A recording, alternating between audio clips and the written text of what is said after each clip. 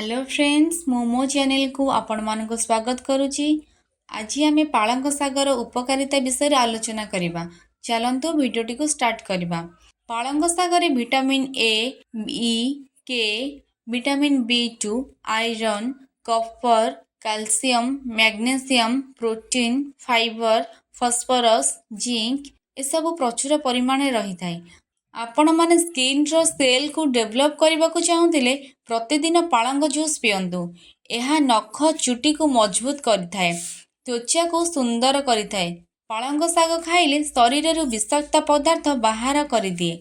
यह मांसपेशी को शक्ति प्रदान करिथाए। ता सहित पालंग साग खाइले रक्तहीनता समस्या दूर होइथाए। यह गर्भवती महिला मानक पई बहुत लाभकारी होइथाए। पालंग साग खाइले हृदयर धमनी को सुरक्षा प्रदान करिथाए। रक्त संचार को ठीक होइथाए। ता सहित उच्च रक्तचाप नियंत्रण में रहिथाए। पालंग साग खाइले कैंसर रोगरू रक्षा करिथाए।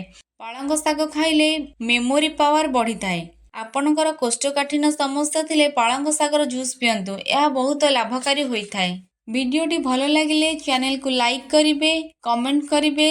एमिति वीडियो देखिया पई चैनल को सब्सक्राइब करिवे।